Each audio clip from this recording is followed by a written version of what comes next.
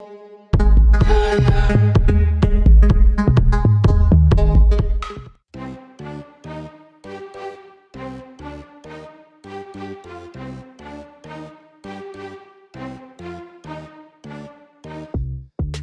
everybody. Welcome to episode number 78 of Preston Jensen's podcast. If you're new here, I'm your host, Preston. Tonight, I am releasing my 2021 gift-giving guide, and I've got two reasons I'm going to be releasing this gift-giving guide. Number one is I want your friends and family to get gifts they're going to enjoy, and number two is I am a new member to the Amazon affiliate program, and in order to stay in that program, you've got to have enough qualifying sales. And for those of you who are creators starting out and you have just started the affiliate program, you know that if you don't get those qualifying purchases, you've got to start the process all over again. And that means deleting all of your old affiliate links on all your videos and podcasts and starting over. So I definitely don't want to do that. So if you guys want to help out this channel, this podcast, please click on those links. And another great feature with that affiliate program is I get a little kickback at no extra cost to you. So that's the best way to support this channel. I really appreciate it. And I hope you enjoy this list. If you guys have any ideas for gifts that I missed in this, feel free to reach out to me. I decided to order my gifts in according to price. I'm starting out with the cheapest, and I'm moving up to the most expensive. But really, the most expensive gift on this list is only $150, and so not too bad in the world of gift giving. So without further ado, let's get into the gifts. Gift number one that I feel is almost essential after this past weekend is a tire pressure gauge. I was traveling to Fargo, North Dakota, and for those of you unfamiliar with North Dakota, this time of year it gets very cold. We've got snow on the ground already, and when the air gets cold, your tire pressure goes down, and I was traveling. My low tire pressure light came on in my car, and unfortunately, I pulled up to the gas station to fill up my tires with air and no tire pressure gauge. Luckily, I lucked out this one time and a good Samaritan pulled up behind me with a tire gauge, so I was able to use that and fill my tires up. But the first thing I did right after I got air in my tires was head on over to the store and pick up some tire pressure gauges. The one thing I put on this, I haven't used this exact brand of tire pressure gauge, but the thing I like about it is that it's mechanical. It's not digital.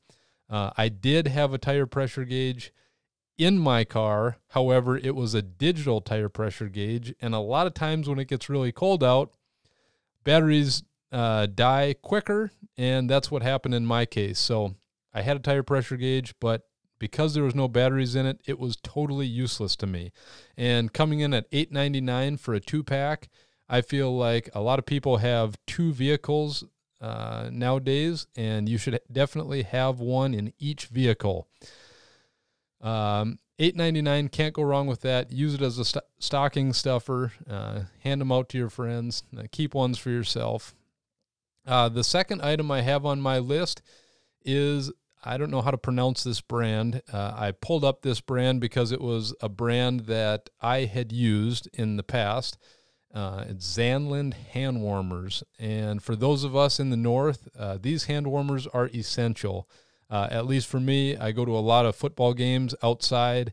I like to have my hands warm, as many of you would as well. Another great use for these, if you're a content creator and you're going out to shoot in the cold, a lot of times you can put these up next to your batteries and they'll keep your batteries warm and they'll last a lot longer. The one thing I want to note, though, is if you do that, have this on its lowest setting and check it regularly because these things get very hot. The thing I like about this hand warmer over other traditional hand warmers that I've used is that, number one, it's rechargeable. it lasts for quite a while, and it actually heats up very well. In the past, I've used Zippo hand lighters that you actually have to light up. You've got to fill it with lighter fluid, and to me, that was kind of scary, having a lit flame. Even though it's just an ember in your pocket, it still makes me a little nervous. I always thought, oh, you know what? I'm going to look down and my pocket's going to be on fire. And in my experience, those have worked well, but I haven't been able to get a lot of uses out of them. This hand warmer I've personally used, and I've been able to have over a year now worth of warm hands, and it doesn't seem to be slowing down.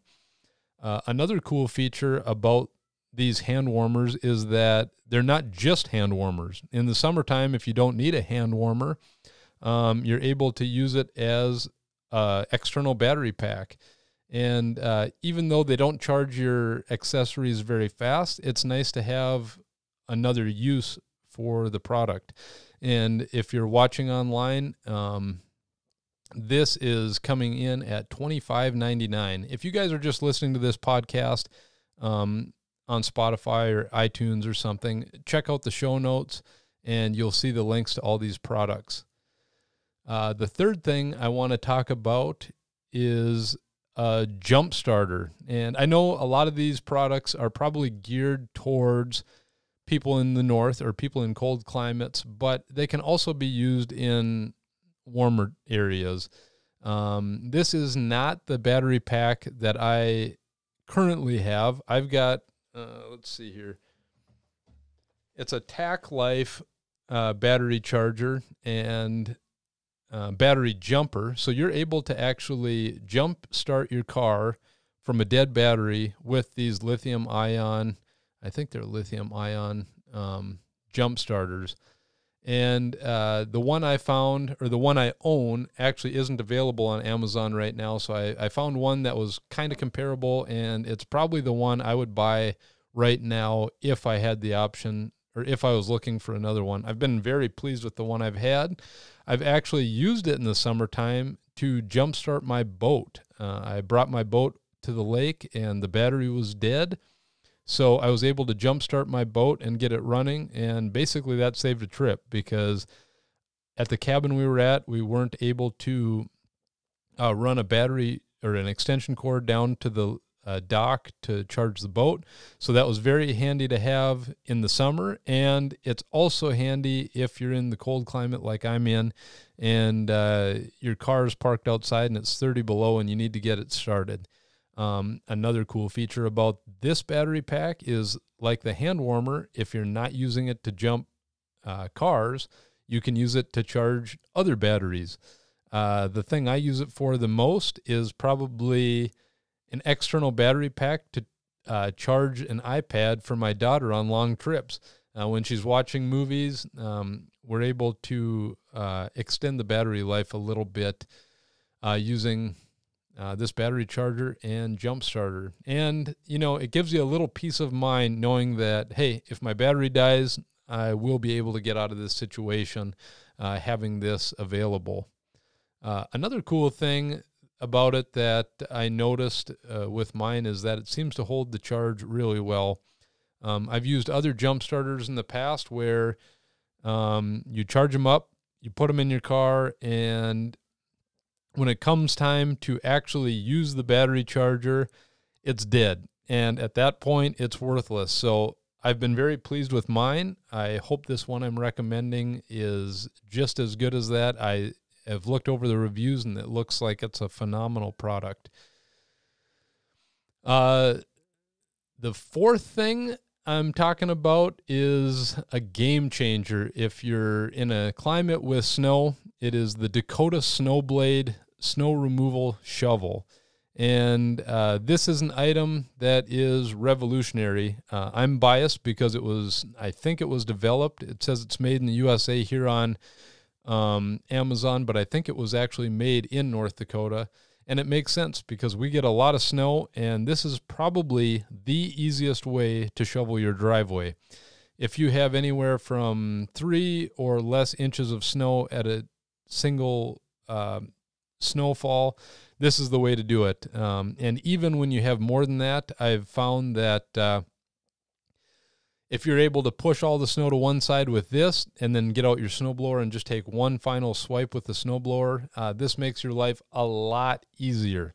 I move snow for myself and for my neighbor, and I honestly think if you're using a traditional shovel, this shovel will cut down your time at least in half, probably more, because it's a wider swath and you're able to flip it from side to side, so you're able to push it a lot more effectively than if you're actually shoveling. And I would say that it actually helps out your back too, because there's wheels on it and you're able to just push the snow instead of having to slide a shovel across the driveway, get it to the edge, then have to lift the snow out of the way. You're able to just plow it right off the driveway, and it's such a big cut that it doesn't take long at all. This item comes in at $124.95 on Amazon. I say it's worth a lot more than that. It is, like I said, it's been a lifesaver for me. It's been a back saver for me, and it saved me a lot of time. So I highly recommend this product. And the last item on my gift-giving guide for this year is the Elgato Stream Deck. This is for someone who's either techie or uses a computer a lot to do any type of work. This is something that's revolutionized my editing process for this podcast, for this YouTube channel, and it's something that I could actually use in my day-to-day workflow at work as well. It doesn't have to be for someone who's just into technology. This item, for those of you who are not techie at all, it's very easy to set up. And once you have it set up, this is another thing that'll save you a lot of time, and it will make your life a lot easier. So basically what it is an item that's totally customizable. So you're able to just push buttons and it'll do that function for you. So for someone who's techie, you could set up all of your shortcuts in Final Cut Pro, and you're able to just push a button and have it do the process for you. Right now, I'm actually using this Stream Deck to run my podcast episode and my YouTube video on Ecamm Live. So when you see my website coming up on my presentation, that's just done by a press of the button on the Elgato Stream Deck. If you see the subscribe button come up, that's also done using the Stream Deck. The intro on my channel is engaged by the Stream Deck. The ending of my videos are engaged by the Stream Deck. And then when I'm done with my projects, I launched GarageBand. I have all my shortcuts set up in GarageBand, so I'm able to just push buttons instead of having to click through the menus. Once I have that set up, I go over to Final Cut Pro, and I've got all my shortcuts set up on that. You can even put in descriptions for your videos, have them all pre-typed out, so when you hit a button, it types it in for you. It just saves a lot of time. If you're not into technology, I could foresee this helping you out at work if you are working with Word or Excel. If you want to type certain things and you type them over and over and over again in emails, you can have predetermined things typed out and just push the button and they'll be in your email. So the possibilities are really endless for this product. And it's just, it's been a great addition to my workflow, and I hope it's a great addition for your workflow, and even better yet, I hope it's a great addition for your family or friend or whoever you're giving this gift to. And with that, that is all of the gifts I have for this year. If you guys want me to put together a longer list or maybe some items that are a little more expensive than this, let me know. I could probably do another follow-up video of gift gift items that are over $150, but I wanted to at least start off with 5 good items that I've personally used that I feel like you guys could use in your everyday life, especially a lot of these are for people in the cold climates up in North Dakota or anywhere where it's cold, and these could make your life a whole lot easier, and I'm excited to share them with you.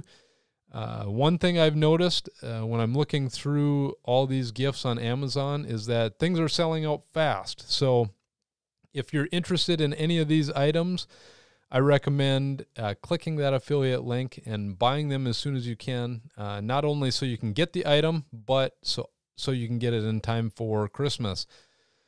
I hope you guys have a wonderful holiday season. Enjoy Thanksgiving. Enjoy Christmas. Hopefully you will hear from me a few more times before Thanksgiving and Christmas. But if you're just dropping in here for the very first time, feel free to check out my other podcast episodes. Most of the time on this channel, I'm interviewing other creatives, but it's not just that.